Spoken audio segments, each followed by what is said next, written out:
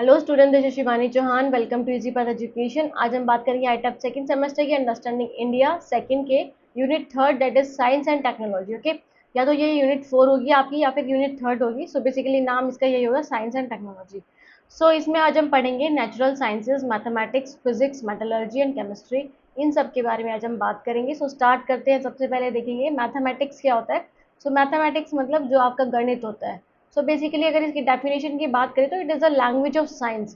कि साइंस जो हम चीज़ें बोलते हैं ना कि प्रूव्ड हैं या फिर प्रूव कैसे करोगे आप उन सब चीज़ों को, तो वो मैथमेटिक्स एक जरिया है जिसके थ्रू आप कर सकते हो। तो ये लैंग्वेज है साइंस की, है ना, कि आप साइंस में कैसे चीज़ों को प्रूव कर सकते हो, कैसे कोई चीज़ को साइंटिफिक बना सकते हो। सो मैथमेटिक्स इसका एक one of the main language है। So it provide the tools for logic, reasoning, measurement and problem solving across discipline. कि आपको आपको अकाउंटेंसी में देखना है, आपको फिजिक्स में देखना है, केमिस्ट्री में देखना है, किसी भी जगह पे आपको प्रॉब्लम सॉल्विंग के बारे में या फिर मेजरमेंट बनाना या फिर रीजन या फिर लॉजिक के लिए। हिस्ट्री में भी इसका यूज होता है जब आपको डेट्स देखनी होती है कि कौन सी डेट कब पड़ेगी, है ना। सो जैसे दैट इज बिफोर क्राइस्ट और कॉमन एरा, ये सब चीज़ों को देखने के लिए आप मैथ्स का यूज करते हो। सो बेसिकली हर डिसिप्लिन में मैथ्स का यूज होता है। सो कोर कॉन्सेप्ट क्या है, तो आपने देखा होगा जो आपकी मैथ्स है वो अलग अलग पार्ट्स में डिवाइड है। तो सबसे पहले आ जाता है अरिथमेटिक, जो बेसिक ऑपरेशन के बारे में सिखाते हैं हमें, that is plus minus divide multiply. और ये जो बोर्ड मास वगैरह होते हैं ये सब अरिथमेटिक साइंस में आते हैं। उसके बाद आ जाता है अलजेब्रा। तो अलजेब्रा में एब्स्ट्रैक्ट रीजनिंग करना सिखाता है। मतलब आप देखते हो ना कि कुछ क्वेश्चंस आपके ऐसे होते हैं, let us assume X is this, X is equal to 100%, Y is equal to 90%। तो जब आप एब्स्ट्रैक्ट थिंकिंग, मतलब जब आपके माइंड में जब आप विचार करने लग जाते हो, आपके पास है नहीं वो रियल में, बट आप सोच रहे हो, आप एज्यूम करके चल रहे हो, तो वो अलजेब्रा हो गया। ओके, ज्योमेट्री मतलब study of space and shape. क्या जब स्पेस और शेप की स्टडी करोगे, आकार की स्टडी, जैसे सर्कल की दैट इज, और जो डिफरेंट शेप्स हैं उनकी आप स्टडी करोगे तो वो ज्योमेट्री में आ जाते हैं ना। जैसे ट्राइंगल की डिफरेंट टाइप्स ऑफ ट्राइंगल्स हैं, क्या फॉर्मूलेज हैं, वो सारे ज्योमेट्री में आते हैं। कैलकुलस में आता है चेंज एंड मोशन के बारे में। ओके, जिसका यूज आप दैट इज फिजिक्स में भी करते हो।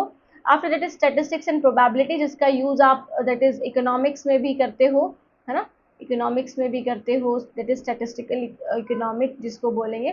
सो डेटा एनालिसिस और प्रोडक्शन के बारे में हमें स्टैटिस्टिक्स और प्रोबेबिलिटी बताती है। सो एप्लीकेशन क्या है, कहाँ कहाँ पे यूज कर सकते हो, तो बेसिकली फिजिक्स में यूज होती है टू फॉर्मुलेट लॉज, जैसे न्यूटन का इक्वेशन लो। तो डिफरेंट जो लॉज हैं उन सब में आप मैथमेटिक्स की कैलकुलेशन का यूज करते हो। Essential in finance, engineering, computer science and AI.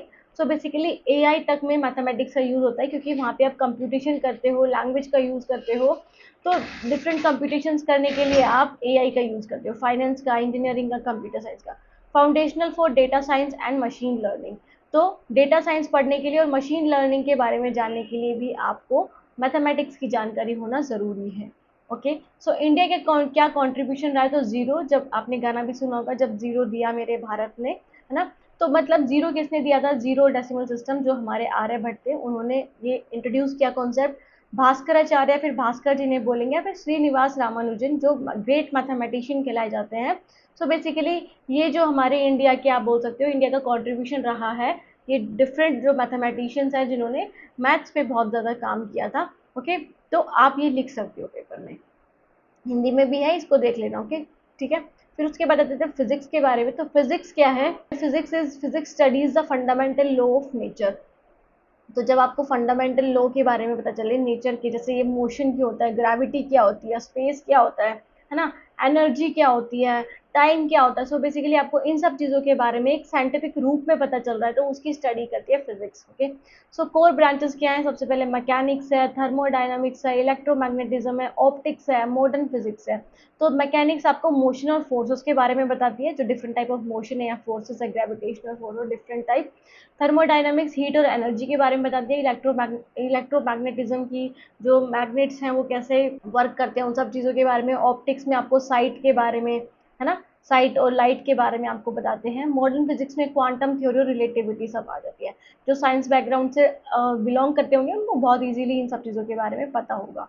So applications क्या है, कहाँ कहाँ पे अप्लाई कर सकते हो, तो डेवलपमेंट ऑफ टेक्नोलॉजीज की, जब आपको टेक्नोलॉजी डेवलप करनी है ना, तब आप जैसे इलेक्ट्रिसिटी से लेके इलेक्ट्रॉनिक टू स्पेस एक्सप्लोरेशन, तो आप फिजिक्स का ही यूज़ करते हो, डिफरेंट लॉज का यूज़ करते हो जो जो दिए होते हैं डिफरेंट दैट इज साइंटिस्ट ने। Okay, so renewable energy, nuclear power, medical imagining, this MRI या एक्सरे, इन सब में फिजिक्स का यूज़ होता है।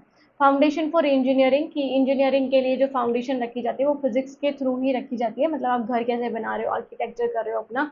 सो बेसिकली मैकेनिकल और इलेक्ट्रिकल में ज़्यादा फिजिक्स का यूज़ होता है। ओके, तो इंडियन कॉन्टेक्स्ट में बात करें तो सीवी रमन जो नोबेल प्राइज विनर भी हैं, ओके, नोबेल प्राइज भी मिला था इन्हें रमन इफेक्ट के ऊपर, दैट इज लाइट स्कैटरिंग के ऊपर, जो लाइट स्कैटर होती है डिफरेंट, वो विबग्योर फॉर्म करती है ना, विबग्योर, दैट इज आप बोल सकते हो कि जो रेनबो होता है उसके कलर्स को फॉर्म करते, तो लाइट कैसे स्कैटर होती है, तो ये सीवी रमन ने, ये हमारे इंडियन थे, इंडियन साइंटिस्ट थे जिन्होंने दिया था रमन इफेक्ट, दैट इज ये नोबेल प्राइज के विनर भी थे। So advances in space research by ISRO, physics of orbit satellite, तो जो इसरो है हमारी इंडियन स्पेस रिसर्च ऑर्गेनाइजेशन है, तो बेसिकली ये भी एक तरह से कंट्रीब्यूशन हमारे फिजिक्स का ही, क्योंकि हमें ऑर्बिट्स के बारे में, सैटेलाइट्स के बारे में पता लगता है। Growing use of physics in material science and nano technology, तो जो नैनो टेक्नोलॉजी, जो छोटी छोटी चीज़ें आ रही हैं आजकल, चिप आ रही है, माइक्रो चिप आ रही है, एटसेट्रा, ये सारी चीज़ें आ रही हैं, उन सब में आप फिजिक्स का यूज़ करते हो। ओके, सो ये है हिंदी में, इसको देख लेना, वैसे हिंदी में इसकी ज़्यादा ज़रूरत नहीं होगी। Okay,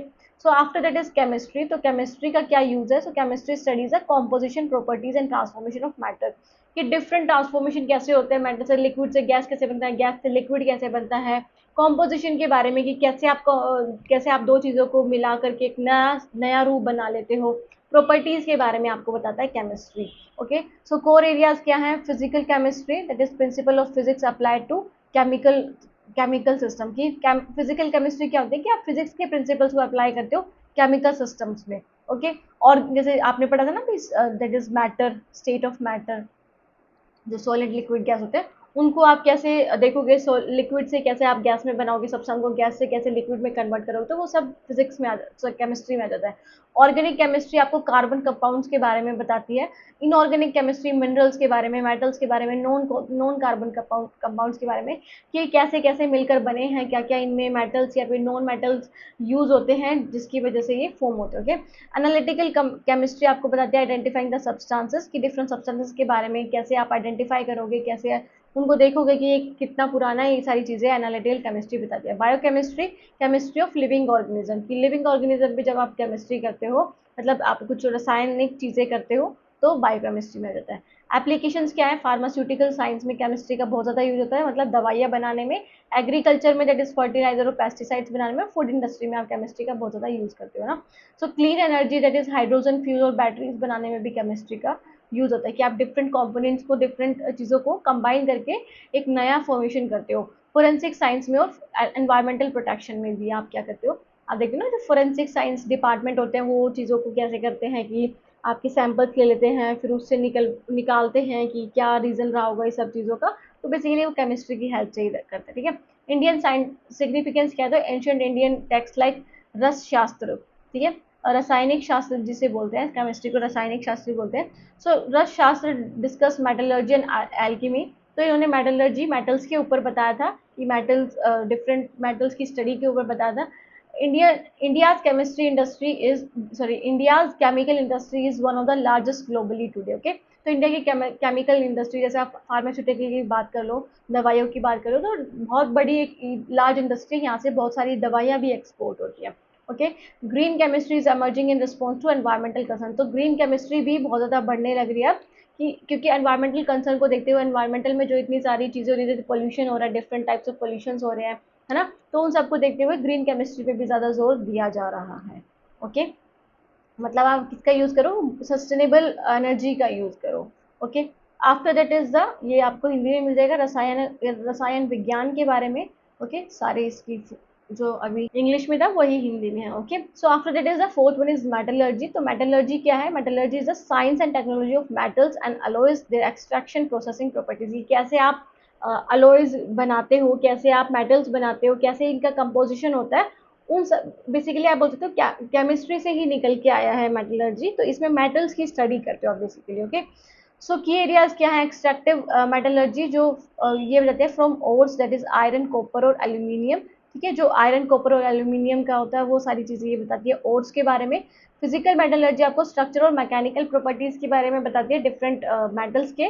mechanical metallurgy deformation, strength and hardness के बारे में कि कौन सा सब्सटेंस कितना हार्ड है, कितना नहीं है, उसको डिफॉर्म कैसे कर सकते हैं, दोबारा से उसको नया शेप या फिर नए नए मेटल में कैसे कन्वर्ट कर सकते हैं। स्ट्रेंथ के बारे में बताता है आपको मैकेनिकल मेटलर्जी। कोरोजन साइंस आपको बताता है प्रोटेक्शन सस्टेनेबिलिटी के बारे में। ओके, सो एप्लीकेशंस क्या हैं? कंस्ट्रक्शन में काम आती हैं, ट्रांसपोर्ट में, इलेक्ट्रॉनिक्स में, डिफेंस में और मैन्युफैक्चरिंग में आपको ये सारी चीज़ें, जो मेटल से जो चीज़ें बनती है वो डिफेंस में भी काम आती है, इलेक्ट्रॉनिक में भी आती है, मैन्युफैक्चरिंग में भी। तो डिफरेंट सेक्टर्स में आप इसको यूज़ कर सकते हो। Key to infrastructure from building to bridges to automobile, कि इंफ्रास्ट्रक्चर में जो ये ढांचे बनते हैं, जो बिल्डिंग्स बनती है, जो आपके बिल्डिंग्स बनते हैं, फिर फ्लैट्स बनते हैं, फिर आप बोल सकते हो ट्रांसपोर्टेशन सिस्टम बनता है, ब्रिजेस बनते हैं, है ना, और जो गाड़ियाँ वगैरह बनती है, सब मेटलर्जी का एक पार्ट है। Okay, so Indian legacy, Indian ने क्या दिया है इस पे, दैट इज मेटलर्जी में, तो ancient India has advance metallurgy from iron pillar of Delhi. आप देखोगे आयरन पिलर है जो दिल्ली का, जो मतलब कितने साल पुराना है, 4th सेंचुरी से ही बना था और आज तक उस पर जंग नहीं लगा। तो कोरोजन रेजिस्टेंस है वो, कि आज तक उस पर जंग नहीं लगा है, वो बहुत ज़्यादा एनवायरमेंट के लिए सेफ है ना। So zinc distillation was known in ancient India before Europe, कि यूरोप से पहले भी जिंक डिस्टिलेशन के बारे में एंशिएंट इंडिया में पता चल गया था हमें। सो बेसिकली हमारे पास ज़्यादा ये नहीं था कि हम उसको कॉपीराइट करा दें फिर लिखवा दें उस चीज़ को, तो उस वजह से हम थोड़ा पीछे रह गए। Okay, so modern India global player in steel and non ferrous metal industry. तो मॉडर्न इंडिया की बात करें तो बहुत, जैसे आप JSW के बारे में सुना होगा, Jindal steel, that is Jindal की जो स्टील की कंपनी है उसके बारे में आपने सुना होगा। सो बेसिकली बहुत बड़ा एक तरह से आप बोल सकते हो एक्सपोर्टर है स्टील का इंडिया, और नॉन फेरस मेटल्स का, जिसपे जंग वगैरह नहीं लगता। Okay, so after that is तो देखा यहाँ पे लिखा है अलो धातु उद्योग में एक वैश्विक खिलाड़ी और इस्पात में। ठीक है, तो ये आपको धातु क्रम के बारे में हिंदी में लिखा हुआ है। इंटरकनेक्टेडनेस ऑफ दीज साइंसेस, की कैसे एक दूसरे से कनेक्ट है। सो फील्ड की बात करें तो फिजिक्स जो है वो मैथ्स पे, केमिस्ट्री पे डिपेंड है। तो आप देखोगे सबसे पहले तो मैथ्स तो हर चीज़ में आती है, चाहे वो फिजिक्स हो, केमिस्ट्री हो, मेटलर्जी हो, तो हर चीज़ में आपको मैथ्स देखने को मिलेगी। सो मैथ्स जैसे फॉर्मूला और मॉडलिंग में काम आते हैं, कि आपको कुछ चेंजेस करना है, फॉर्मूला यूज़ करना है। केमिस्ट्री आपको एटॉमिक थ्योरी में काम आती है, ओके, जो फिजिक्स का ही पार्ट है। सो केमिस्ट्री में आपको फिजिक्स देखने को मिले, जैसे क्वांटम मैकेनिक्स में, थर्मोडाइनमिक्स में, और मैथ तो आपको देखने को मिलती है। मेटलर्जी में आपको केमिस्ट्री, अलोइंग कोरोजन, फिजिक्स और मैथ सिमुलेशन में आपको काम आती है। मैथमेटिक्स में foundation for all natural sciences, की जो भी नेचुरल साइंसेज है उनका एक फाउंडेशन क्रिएट करता है मैथमेटिक्स। तो मैथमेटिक्स आप बोल सकते हैं कि एक लैंग्वेज है ना, of the science subjects, language of language of science subject. ठीक है, तो आपको हर जगह मैथमेटिक्स का यूज होता हुआ दिखेगा।